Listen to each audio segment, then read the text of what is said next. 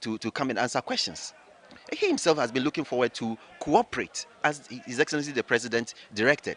So what is the need for this Rambo style? You see, it is beginning to look like some people are interested in settling certain scores. Personal. It may be personal. Some people are bent on showing Ghanaians that yes, power is on their side. Otherwise, the use of state agencies to intimidate Ghanaians, it is beginning to look like it has escalated to another level. And this is what we should resist as a people. This is what we should resist. So if I get you right, if push comes to shove, you're ready to provide evidence if the minority is called. That's what it is. Absolutely. I am 100% sure of the fact that if the group, an intellectual group like the minority, didn't have a course to inform Ghanaians about certain untoward happenings at the airport, I don't think that they will see the need to go out there and embarrass themselves. So let us just engage each other using due process. But this armed military Rambo style of doing things these days. Don't be surprised. This is not the first time we're actually, using the Rambo style to just invite someone. They are promising reset.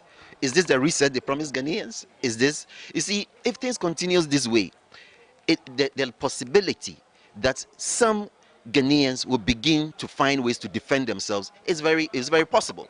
Last words before. Okay, my last words is I think this should be first and last. Something at this nature, I don't pray to happen to any of legislate. The only thing in it is that just invitation, due process. I think that is all. At the end of the day, we are all Ghanaians. Both NDC and PP, we are all one. So I think this should not happen again. Well, if you just tune in, we're coming to you live from Spintex, and this is the official residence of the Member of Parliament for Assin South, Reverend Ntim Fordjour, and some operatives of the National Investigation Bureau stormed this house. But I want to just give you a pictorial view of the exterior part of the house. And so there were lots of operatives here, cars parked here,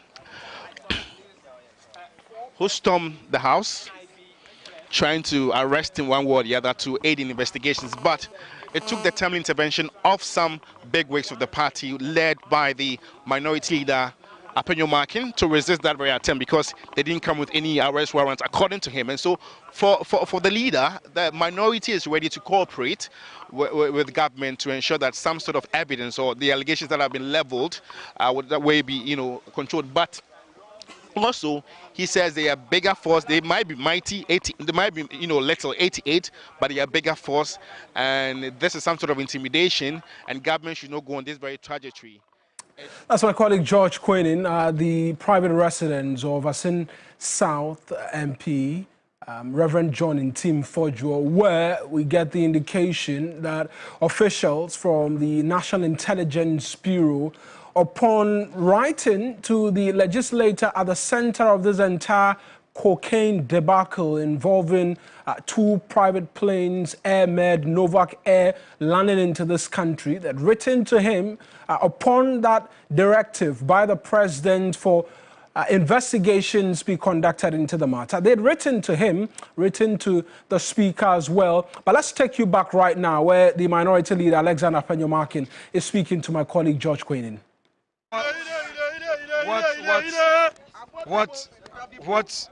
What the government is doing is completely wrong. In Parliament, the speaker has a directive, and this was agreed upon with the security agencies, that when members of Parliament are needed for any such matter, they write to speaker.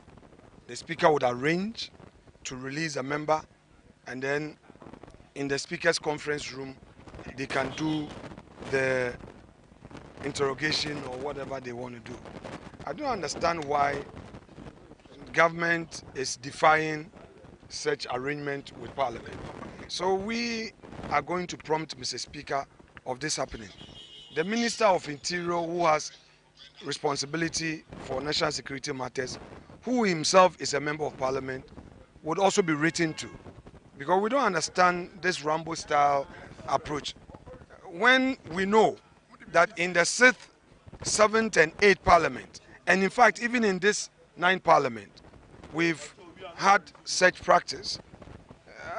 What we saw here this morning really was in a very bad taste, to get armed police, bring NIB officials to come. Then no MP is safe, no politician is safe. But do you feel this impunity has been breached one or the other? His what? Immunity, pardon me. But it is clear. What they've done is a breach of privilege and immunity. It's obvious. Leader, do we get the indication that they've written to the speaker? The speaker. Listen to me. No, please. Please, there is no such. There's no. If any letter had been written, it would have been brought to my notice. Okay. When a letter was written for Kwame A+ and the other colleague, you know, it came to light. This is similar to the Rambo style approach they adopted, you know, in attempting to arrest our brother from Akwitia. Anyway, we'll see. That his immunity has been breached, the minority, what would you do? This is a Rambo style movement. What would you do?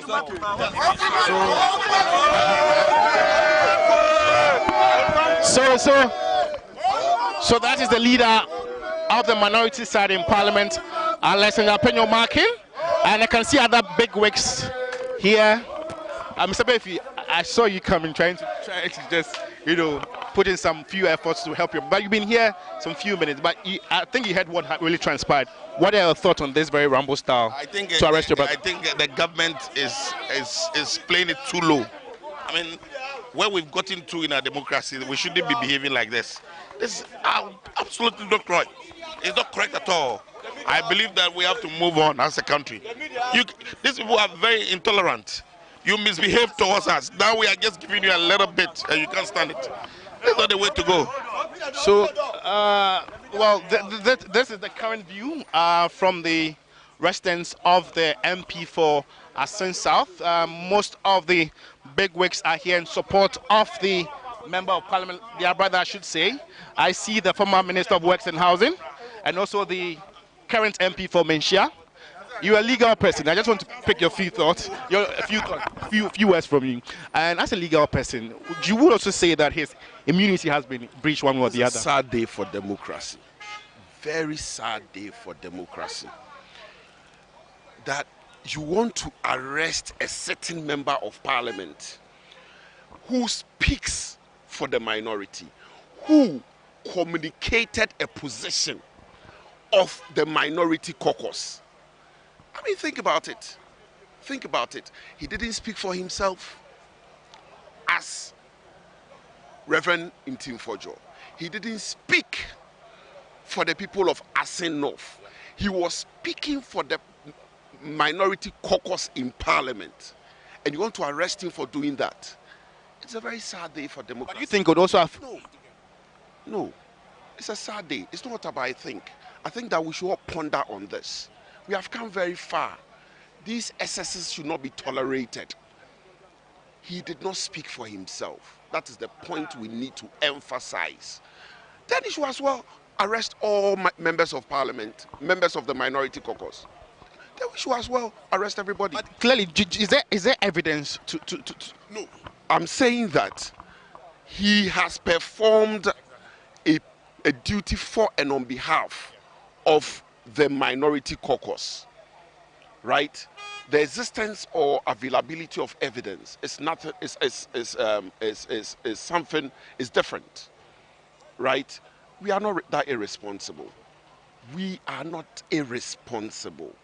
It must be emphasized. So does that mean that he spoke for the minority caucus? Does that mean that moving forward, the leader should be the one to actually be bringing us? It doesn't mean anything. What it means is that anybody at all, very respectfully, can speak for the minority caucus. And if I speak for the minority caucus and I'm going to be arrested, then they will arrest everybody and finally arrest our leader. So finally, I don't know what transpired inside. I want to know, because there was some sort of noise and all that. As to what transpired, some sort of resistance. As to what transpired inside, you saw. you saw a Reverend Ntim Fordjour, a man not as tall as I am, right? A man not as big as I am, right? Had his house, right, sieged by over 20 persons who purport or held themselves to have come from the national security. As to whether or not they were from national security, we don't know, right? But they claim to have come from the national security to arrest him, holding guns, to arrest a man whose height is barely that of mine. Why do you need that force? Why? Why, my brother? Very respectfully, let's not gag the minority. Thank you so much. Let's not gag the minority. That's the last words of Member of Parliament for Mainshell South. And at least his views are a reflection of what the MPP is. And that's my colleague George Queenin continuing to interact with a number of minority members of parliament. We had the minority leader, Alexander Fenyomarkin, speak to the development. We're still trying to get proper understanding with respect to exactly what it is that's transpired. What we're learning from government sources in relation to what it is that we've seen at this particular point in time. We're going to bring that to you, but Ofuasia Yoruba MP Kojo Ponkroma is speaking to my colleague George Queenin right now. When have you seen in Ghana's history that we sent about 20 gun-wielding NIB officers to go and pick him up to come and explain what he said? When? Is this the change? We're not back in a coup era. So that's the first issue, that when the Minority Caucus is raising questions that there's a particular matter, full-scale public inquiry needs to take place on that matter. You don't send gun-wielding NIB officers. Did you see the guns? AK-47s, cocked people wearing masks and balaclavas all over. This is the democracy. Moving forward, do you think that you would move forward? That is the first matter that must be articulated clearly. Okay. That what the government is doing is trying to intimidate the Minority Caucus. Not even Ntim Fordjour. Ntim Fordjour is just one spokesperson. But this attempt to intimidate the Minority Caucus by sending, all of this thing, it is unheard of in a democracy. It doesn't happen in a democracy. When we were in power, people were saying all sorts of things. When did you see us sending 20 gun-wielding NIB officers to go and arrest that person? It's not done. That's number one. Number two, even if you want information from a member of parliament, you saw the speaker's notice that he issued quite recently. You see, and then you come to parliament, the lawyers of parliament will be there, the person's lawyer. Parliament's on recess. The job of a member of parliament does not only take place when parliament is sitting in plenary. So there's clarity on how it's done. You come to parliament, the lawyers of parliament will be there, his lawyers will be there. Whatever questions that you want to ask of him, you can ask of him. But this is totally unheard of, and nobody who believes in democracy should support what is going on. Okay, moving forward, that's why we've had to object to it. Well, the party has explored this option of only giving this, press releases to the leader to just communicate any committees and have spokespersons on various committees. That's the reason for which we have committees and we have spokespersons on the various committees. Thank you so much. Thank you so much. MP for Ofuasia Yoruba is Honorable Kojo Ponkroma. He was also part of the big west that came. George Queenin in that interaction with Ofuasia Yoruba MP Kojo Ponkroma, and we're seeking to explain what it is that we're learning from government sources in relation to what's been playing out. We've heard a lot of description from the minority MPs with regards what we've seen, and they make the argument that gun-wielding individuals barging into the home of the ranking member on the Defense and Interior Committee. But what we are understanding this afternoon in relation to what we're seeing or what's been playing out at the home of Reverend Ntim Fordjour has to do with an invitation extended to him following that directive by the president in relation to investigating the claims he made on the 1st of April of this year in relation to 2 separate airlines coming through and credible intelligence during that press conference which he announced, which suggested that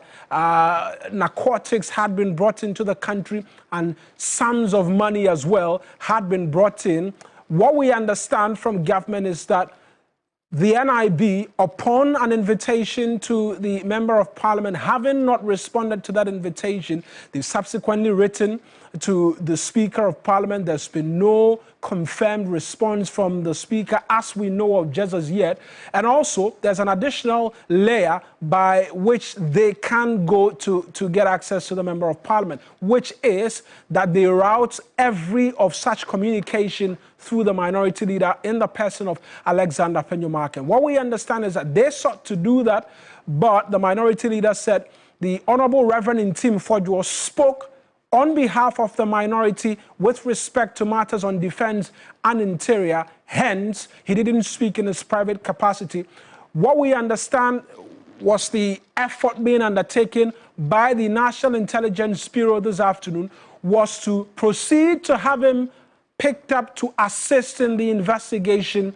That's what, per the information we're getting from government sources, is what played out. The minority has a different version of what has played out, and they've been reacting, describing it as a sad day for Ghana's democracy, amongst many other things, and asking, again in relation to these claims as to whether or not narcotics came into the country, that full-scale investigations be carried out. The government has been consistent with regards what really transpired between those two airlines, that no such thing happened. There were permits which were secured in the lead up to that, and that there has been no narcotics brought into the country. Hence, the Member of Parliament must provide evidence and must assist these state security agencies investigate thoroughly these claims. That's the standoff we're having right now. The minority say that they know what they saw, and hence they're asking for a full-scale probe of some sort, a committee of inquiry, which we had Kojo Nkrumah speak to. The government says there will be no such thing.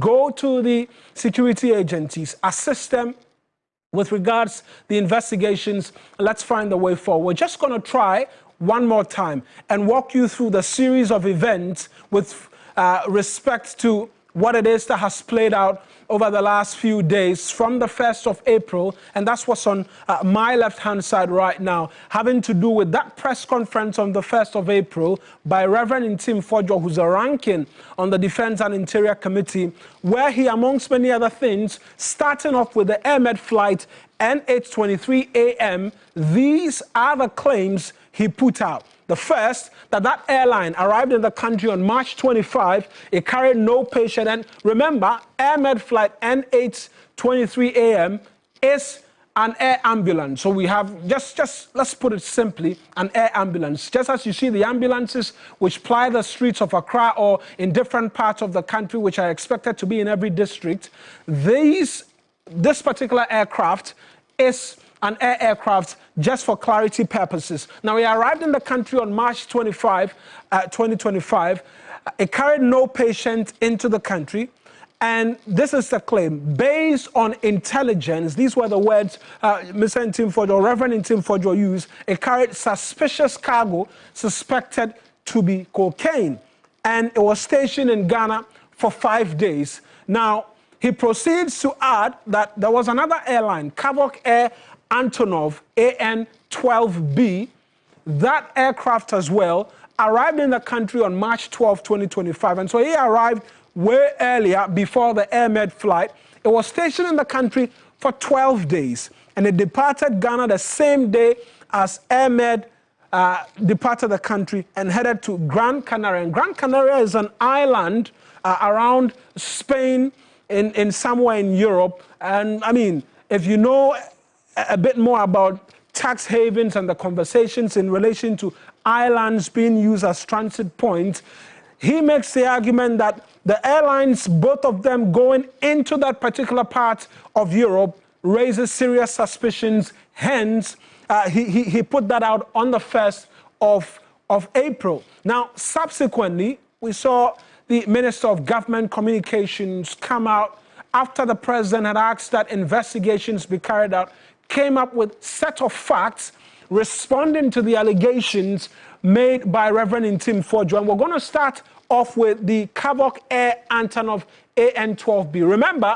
Reverend Ntim Fordjour said he arrived on the 12th of March. It was stationed in the country for 12 days. It departed on the same day as with the Air Med flight. We're going to walk you through the details as carried through by Felix Kwatio-Fosu, who's the Minister for Government Communications. Now, these were the set of facts he presented, that the Kavok Air Antonov AN-12B arrived on the 12th of March, corroborating indeed the claims by Reverend Ntim Fordjour after securing landing permits. That's the additional info he adds to this. Now, the purpose of the arrival, which was not contained in Reverend Ntim Fordjour's presser on the 1st of April, was that the Kavok Air Antonov AN-12B arrived for a technical stop. It landed in Ghana from Angola, that's Luanda to be specific. It was carrying oil drill equipment and lubricant oil, designated for Europe. We'll get a bit more details. It arrived to carry out certification, that is, scanning and screening of these said products meant for the EU market, because from Angola, where it left off, that scanning device was dysfunctional. The next available area or point of contact to which this critical scanning can be done before the set product, oil drill equipment, and then lubricant oil can head towards the EU market. These gadgets are only available in Ghana, and so they came here. Well, not only available in Ghana, but Ghana is one of the destination points where they can get that. And so they came here and they had to carry out that certification, that scanning of all of these materials. And then, while it was here, the plane, that is Kavok Air Antonov AN-12B, developed an engine blade fault and severe oil leakage on arrival, having to stay longer with respect to its servicing, amongst many other things. And so a replacement aircraft, URCEZ, which I believe is another Kavok airline, arrived to essentially evacuate the cargo which the original airline, Kavok Air Antonov AN-12B, was carrying, which had to go through some scanning. Because it developed a fault, a new airline, aircraft URCEZ, arrived, picked up the cargo.